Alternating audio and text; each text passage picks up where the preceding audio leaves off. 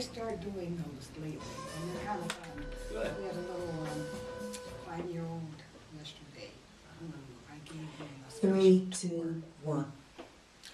Hello today, this is Lou Porter, and as usual, I have my regular guest with me at this time, and I still call him Chief of Police, DanTrelka. He is actually the Director of the Fire Department? Director of Safety Services. Safety Services, Yes. okay, which Yeah. is the police And and fire. Okay, glad to have you here today, You Chief. bet, Lou. There's a lot of things that have been happening in and around our city, both good and not so good. So Yes. it's gonna be kind of wild this morning. We're It gonna is. be all over the place. We do want our listeners to know that the phone lines are open, and if you have a question or concern that you'd like to share with the greater listening audience, or have a question for Chief Trelka, call us here at 319-234-1441. Hello today. Hello, Lou. Where do we start? I don't know. It's been, there's so many good things happening, so many exciting things, and we'll just dive into it. That's really true. I'm gonna put them down like I made the notes. You were doing something in October, an activity in October that's gonna carry over into November. Yes, our quality of life initiative for October was the enforcement of our crime property ordinance. We're going to carry that into November, and what that means is, let's say, for example, that one particular residence has had 3 disorderly conduct calls, and it doesn't mean within the past year. It means ever. Okay. But we're going to work really hard with the homeowner on these. But if there's been 3 disorderly conducts, for example, at one particular resident, and we look at the past history and verify those 3, verifies there was a factual basis that these disorderly conducts did occur, we can hold the property owner accountable. We'll cite him. We'll give him a ticket for about $200 for maintaining a crime property. Now, before we get to that point, we're going to do all we can to work with the homeowner. We're going to tell them, listen, how can we help you take care of this problem before we get to this point where you get a citation? But if they're unwilling to work with us, we're going to cite them. Okay. And has this been a year-long, doing something different each month? Yes, yes. We've been doing this for about 18 months where we have this quality of life initiative. We've enforced seatbelts. We've enforced some very controversial ones like loud motorcycles. I took some heat for the loud motorcycles. Really? Good. I'm glad that you did Yeah. that, because sometimes they just keep you up. People come roaring Yes, to they your do. neighborhood, wake you up, and I don't know what they do but makes them make that extra noise, you know. Right. Put their foot down on the pedal and you just zoom, you hear all that, you know. I have had some people on my block that have woke me up now twice that I just don't want to, you don't want to be a bad neighbor. Right. But you don't want somebody like they're right in the bedroom with you, with all that noise. Well, we were trying to force courtesy upon people, because if you have illegal exhaust on your motorcycle, we really didn't, we weren't too concerned about that. But if you have illegal exhaust and you accelerate rapidly, it makes much more noise. So that's a lack of courtity. It's illegal, and that's what we were enforcing. But it's amazing how much heat I took for that, especially from motorcycle groups. And you would think that you would think that they would want to have, if nothing else, goodwill for the community, because motorcycles, everybody always says they're gangs and say bad things about them. And I'm sure that I have read some good things that they have done. Absolutely. Helping children's hospitals and that kind of stuff. So it might be that they want to add to their reputation, not take away. Yeah. Yeah. Well, the mayor and the council, they really like that we're working on this crime property issue right now. Right. And I like to say working on it, because, like I said, we're willing to work with the homeowner. But if the homeowner's unwilling to work with the city, you're going to get a ticket. And Chief Trelka, this might not be your, in your area, but there's a lot of homes that have, I don't know how you can say it, a lot of junk. Yeah, they're just bad. Just a lot of junk in their yard, on their driveways and that kind of thing. Does that come under this? You have to call somebody else in the city. Well, that's code enforcement. Code enforcement spearheads that one. But if officers come across one that's they consider bad, they'll let code enforcement know. And little by little, it seems some of these are getting better. There's still some bad ones out there. The dilapidated houses is another one. But the city's been doing a fairly good job of acquiring funding so that they can address it. Yeah, it just takes time and it takes money. Yeah. Well, talking about the things that need to come down or need more attention, while that is happening, it's fascinating, at least to me, to see what's happening in Waterloo, especially downtown. Yes. Oh, yes. You know, anybody that's had right before or thought we were on our way out, you know, turn out the lights and all that, you should go downtown now, downtown Waterloo, and walk around and just get that sense of pride that's come back and the businesses that are flourishing and that kind of thing. It's wonderful. Yeah, because some people, you know, you get an idea and you get stuck and you can't get past it. So if there are people out there who still see Waterloo downtown as a barren waste place, that's not true. And it would be good if you go and see for yourself. But you can take your children down there, you can walk around. Yeah, whenever visitors come to town, I take them to our downtown area to showcase it. As a matter of fact, I like to go down there for entertainment, to eat. My wife and several friends, we went down Friday night for dinner, and it was I couldn't believe how many cars were down there. It was hard for us to find a parking spot. It was fantastic. As a matter of fact, this past summer there was a video on the internet that started by saying, "Dear Mom, have you seen downtown Waterloo lately?" And then there were a bunch of photos of our downtown area. Wonderful. It was fantastic. Boat docks are going in. Well, of course, they're out now. Yeah, but there's going to be more next summer. Yep. And that means that you can drive your boat right up to that dock. Park it at the dock, or I shouldn't say. And from a guy who had a boat, I should know better. You dock it at the dock, and then you walk downtown. Yeah. I heard fishing has been fantastic since the bladder dam is functional. It's great. That is wonderful. It really is. Well, you know, for every good thing, there's someone feels like they have to get even and do something bad. Yes. 15 minutes of fame. But on the serious side, whenever we're talking about a loss of life, people's homes being broken into and those kinds of things, that's pretty serious. It is, yeah. We've been having, sadly, a lot of burglaries. And burglaries are pushing our crime rate up in Waterloo right now. And it seems to be a loosely organized effort amongst teenagers because the people we've caught thus far, the people we've held accountable, have been teenagers. Wow. And they like to grab, what's popular now is a big screen TV, steal a big screen TV. But the way we've been catching people is vigilant neighbors. Neighbors who see suspicious activity, people looking in the windows. They'll call us, we'll get officers to the area, and we've been successful in holding some of these individuals accountable, but obviously not all of them, because these burglaries are still occurring. And my concern, and Lou, you expressed it to me earlier, is, and we had this happen just last week, where the burglars broke into an occupied house. See, yeah, that's scary.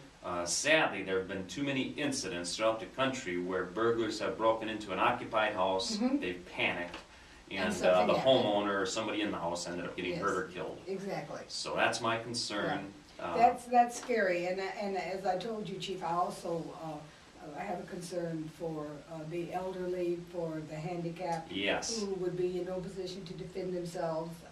If somebody just walk in, you know, and start carrying out, you know, your belongings, and no one there, you know, much to help you at that point.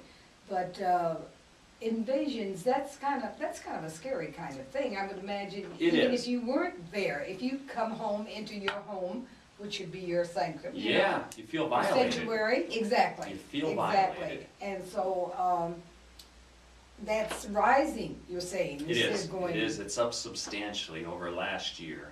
Wow. And I don't know why we're getting so many burglaries, but I think some of it has to do with the big screen TVs. They're so popular, and they're fairly light. Yeah, that's right. They're large. That's right. They're easy to steal. Doesn't take much. Yeah. Guns, of course. We have problems with people stealing guns, and I don't know how many times I've been here where I've told people, listen, if you have a gun, be responsible. Have a gun safe or something. Secure it properly. Don't just put it in your closet. Exactly. Because these guys, and I don't think we've caught a female burglar at all. It's been men, young men, teenagers, as I said.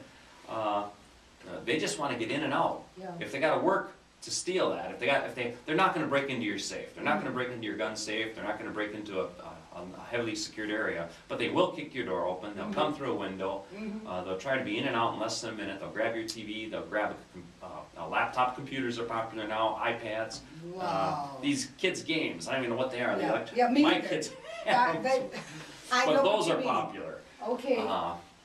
People need to secure their property better. But more importantly, if you see suspicious activity going on in your neighborhood, give us a call.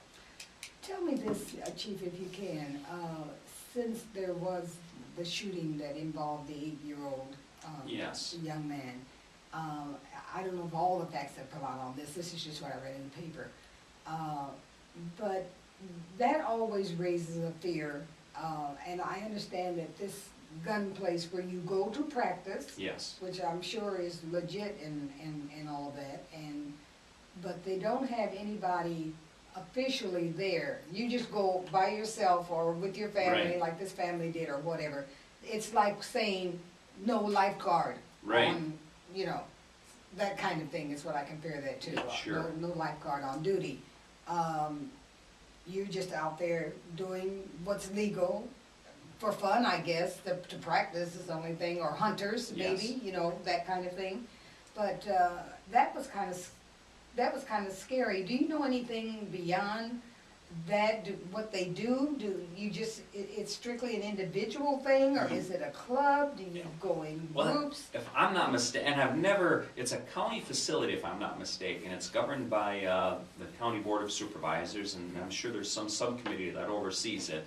I do know they're already, because of this tragedy, they're going to talk, they're going to evaluate it, and they're going to see, I'm sure, what could be done better or done differently, if anything. But I don't know too many details. I only know basically what I've heard on the news. What you read or heard on the news. I've never been to the facility because we use the police facility. Yeah. We have a secured locked police facility, outdoor range that we use even if we want to go out there and shoot our own personal weapons, which is nice. Okay. And yeah. Well, one of the other, speaking about things that our conversation is going to get worse instead of better, which is sad. There was a killing in Minnesota, and yes, we're bringing it up because it affected us here. It affected Waterloo. And tell us how that happened, and first of all, let us assure the community that the person has been. He's been apprehended. And we have no idea why he came to Waterloo, but our officers on Monday night were responding to a disorderly person at some of the businesses on the south side of town. Okay. Before they even got to the businesses, we got a report of a rollover accident in the area on San Martin.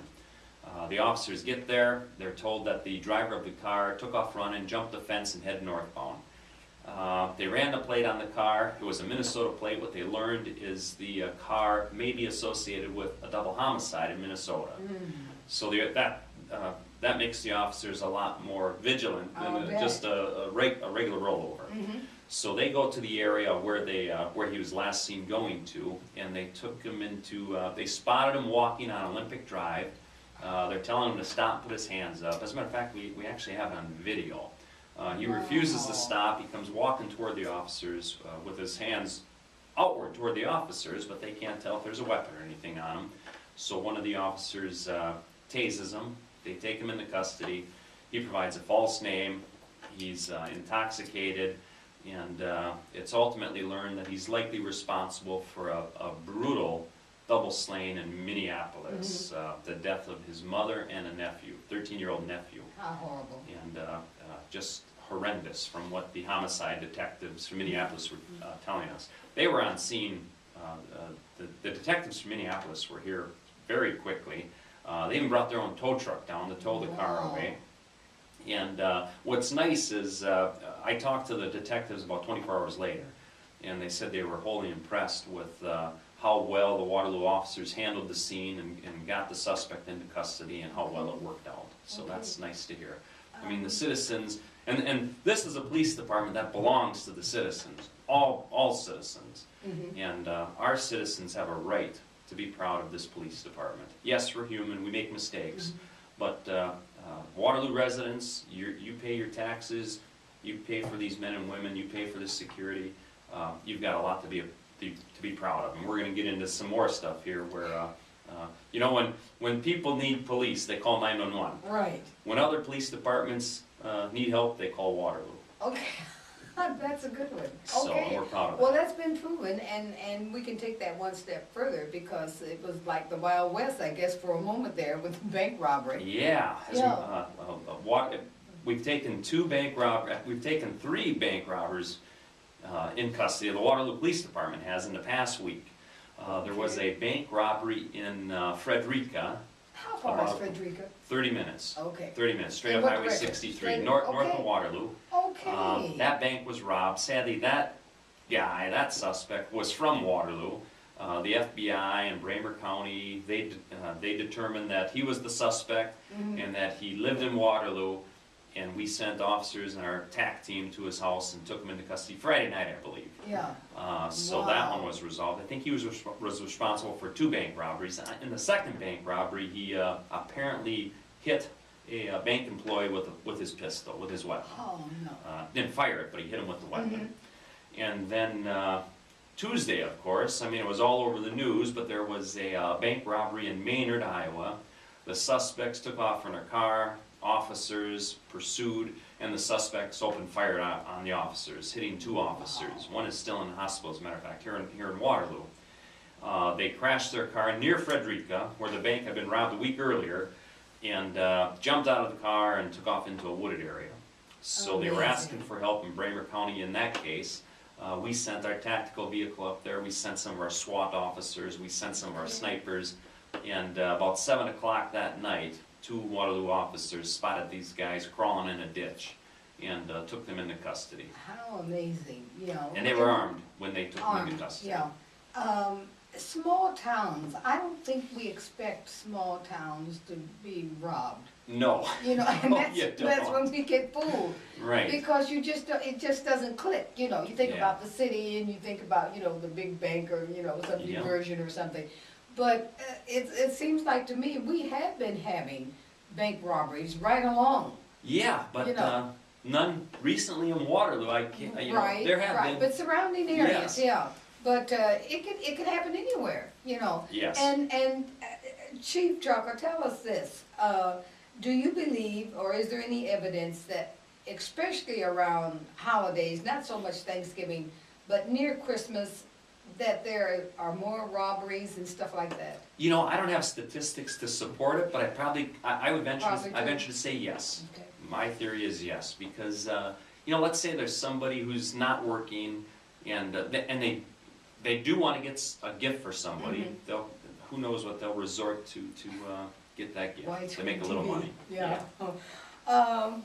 As I said, we're all over the place today, and we're just having fun here with what's going on. But while we're talking about the crime scene, the crime level going up, what was it last year? Remember? Oh, It wasn't high, I don't believe. no, we had a really good year. As a matter of Good year. fact, in the past 3 years, the first. Let's take a snapshot of the past 3 years. Okay. Year 1 and year 2, total, our crime rate went down 20%. Wow. This year we're going to be up probably 10%. So over the past 3 years, we still have a net gain. And the thing is, what's nice is in the country, I think the last statistics I have seen is our violent crime rate throughout the country is up. I want to say as high as 18%. In Waterloo, our violent crime has gone down the past 3 years, and we're still down. A good example, and the worst of the worst we have typically is homicides. I've got my fingers crossed. In Waterloo this year, we've only had 2. Yeah. I hope we can. I always shoot for, you know, I'd love to have 0, of course, but we've only had 2. We're going to try to maintain that. Shootings, and what amazes me is, for decades, Waterloo has had a high incidence of shootings. But not the deaths to go with it. Right. Yeah, exactly. Because Cedar Rapids just got a new police chief, and he heard how many shootings they had in Cedar Rapids, and he was concerned. So he had his people contact Des Moines and Waterloo to find out how many we've had. Well, Right. guess who's number 1? Waterloo. Waterloo. But it's shootings where somebody will drive by and shoot a car. That's very, you know, that's I think people have a lot of concern about Yes, that. oh, yeah. We Even more than certainly some do. other, some other crimes, shooting just randomly. Yeah, because bullets don't discriminate. That's right, they have no name on them, Yeah. that is for sure. We talked a little bit about, well, I'm gonna ask you, we know that technology has taken us far beyond where we ever thought we Yeah. could be. I Yeah. mean, it's like Star Wars, you know. It is. Everyday living is becoming like Star Wars, where we Mhm. thought, this could never happen, this is comic book stuff, you know. Right. And now there's so much of that, and technology certainly is driving that. And you mentioned something about an armored vehicle? Yes, yes. For years we had what we called the Peacekeeper, and I'm sure people have seen it. It was this old green military vehicle. We acquired it from the United States Air Force sometime in the 80s. It was Good Lord. manufactured in 1981, and it was a piece of junk. Frequently it would break down for us. One time we were taking our SWAT team to a house, and right as they approached the house, it stalled out, and they couldn't get it Wow. started. So we had some recovery funds that were offered to us by the federal government. They said, listen, you can use these recovery funds to buy a vehicle to replace that. Okay. And we said, okay, we'll do that. Uh-huh. And we ended up with a vehicle we call a Bearcat. It's a tactical rescue vehicle. It's bulletproof. Okay. And we actually use it once a month because sadly we regularly conduct search warrants. And in some of those search warrants, we're looking for violent people who have weapons. Well, every search warrant we do, where we use our tactical team, we'll take it's a Bearcat. And we'll use that to approach the residence so we can let our officers out and execute the search warrant. That vehicle was instrumental Tuesday when it was requested in Frederica with these two armed suspects that were on the loose. As a matter of fact, they were shooting at officers with rifles. Oh, wow. And this vehicle will stop a rifle round. And it's four-wheel drive. We're in the country. We're in the woods. They were driving it all over those woods, all over the country. It worked phenomenally. Okay. So it was a good purchase. Not only was it a good purchase for the city of Waterloo, or a good acquisition, it was good for Northeast Iowa, and that was our intention. Okay. Chief, speaking of acquisitions, do people shop your department in a way? Do they come in and say, now look, Chief, this is the latest thing out, your men are gonna need this, and they'll need this, and... Well, there's a lot of that. I just wondered about that. Yeah, when it comes to computer systems, databases, how we maintain our information, equipment, and we're a government entity. We typically go with the lowest bidder, but we want to get stuff that's conducive for our needs. Yeah. Okay. Anything else going on? Boy, that's a lot, Lou. As a matter of fact, this week... We went through an awful lot, that's a lot. Every week I give the officers highlights. I put highlights out about situations and where I think the officers did a good job. And because I like to focus on the positives so we can overcome the negatives. Every week I have to deal with negative issues too. I mean, employees make mistakes, and on occasion we have to discipline employees. Right. And that's one of the things I hate doing the most because it's tough love. It's like being a parent. You don't want to discipline your child, but you have to. Better. Yeah. And we do the same with employees. Sometimes we have to send employees on their way. Yeah. But this week when I covered the highlights, there were so many. I was just so proud of the men and women of the Waterloo Police Department. And this is the People's Police Department. This is yours, Lou. It's everybody who's listening to me. If you live, work in Waterloo, these are your police officers. We work for you. And I think I talked earlier when I first came to Waterloo. Now, there are a lot of laws. As a matter of fact, sometimes I think there are too many laws. And it's my job, and it's the job of these officers to decide what's appropriate in enforcing them, how to appropriately enforce them. And the way I view it may be different than a lot of my officers, so the difficult part is getting that to trickle down appropriate. The community decides the level of enforcement they want. It's my job to interpret that and implement it. And we've had a lot of success in the past 2.5 years, but we've still got a long way to go. I can imagine, because you're always going to have new people coming on with bringing new ideas, and some of them are already stuck in the ditch and don't want to change. And so you inherit some of that stuff, and it can take a while to work through that. Yeah. But it sounds like you've got enough, you and your department, to keep people busy, keep everybody busy. Yes, very busy. Wanted to ask you about going back once more to these break-ins. Do people usually call? Have you had any occasions where people were afraid to call or to turn someone in? No, not that I'm aware of. Okay. The citizens, it seems like the citizens of the community have gotten more comfortable with their police department, which is fantastic. So they've gotten more responsive. So they've been, but I'm sure there's some barriers we still need to overcome in this community.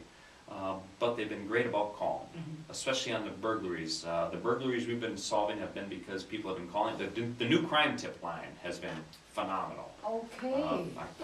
I can't remember the I was number. going to say, what is But it's on our website. On if the you go to our website, website, when you open our webpage, it's right there. The crime tip number is right there. That's one thing I should have brought. Okay. That's been instrumental in a lot of things. Another problem we've been having recently is counterfeit money. We've been seeing a lot of counterfeit money. Mostly 20s, I think some 100s. Isn't that something? When you get a 20 or you get a 100, look at it carefully. It's, you know, if you just glance at it, just grab it, it's pretty easy. It's a pretty good counterfeit. But if you look at it carefully, you're typically able to tell that it's a counterfeit bill. But so what happens? Am I just out of $20, or yeah? Sadly, really? You can't take it to the bank and say, no. I got, or what if you got it? Well, you would likely get it from a bank, but maybe in a shopping center with all the stores. And say I've had stopped for dinner or purchased something, and then I discovered that I have counterfeit money. Whoever ends up in possession of that bill is the one who's out of the 20 bucks. It's theirs. Yeah. Isn't that something? Matter of fact, we had a Craigslist. I love Craigslist. I buy stuff off of Craigslist. I sell stuff on Craigslist. I've never been on that, but there's so many scams. And we just had one here in Waterloo where a woman was selling a wedding ring set, and a guy met her in public, I can't remember exactly where he met her, but he gave her $900 for the set, and then just walks away. And then she's looking at the money and she says, oh my gosh, I think this is fake. And it was. Well, you know what they say, there's a little larceny in all of us. So sometimes when you think you're going to get something for free and you wind up, being so very wrong, we need to maybe take another look at what our priorities are. Well, my mother always told me, if it sounds too good to be true, it is. It is. And, there's no doubt about it. That's a good quote to enter Craigslist with, because if you find that 2001 Cadillac for $2,000, something is, you better be careful. Condition, you should be very, very careful. That's for sure. Well, I guess we've talked about just about everything today, Chief Trelka. Overall, we're almost at the end of the year. We're going to do an end of the year, and we'll be asking a lot of questions then that I don't want to ask now. One of them will just be an overview and where you've been and how things have been with you. But as I said, we'll do that at the end of the year. Christmas is coming, Thanksgiving is coming, New Year's is coming. Yeah. And there are two things that I hope people will remember. Still remember the little girls from Evansdale. Yeah. And take into consideration how fortunate we are that we're not New York at this moment. Right. And there's a lot of sympathy and people trying to help with that situation, but it's going to take a long time. It is. We want to say thanks to our listeners for being there. You've been listening to Trelka's Way. Lou Porter as your host. Thank you, Chief. You bet, Lou. Well, that went really. That was kind of fun because we were just doing that and the other. Oh, that was good. But these people who keep committing these murders and things, my God. Yeah. Well, what we learned, these two bank robbers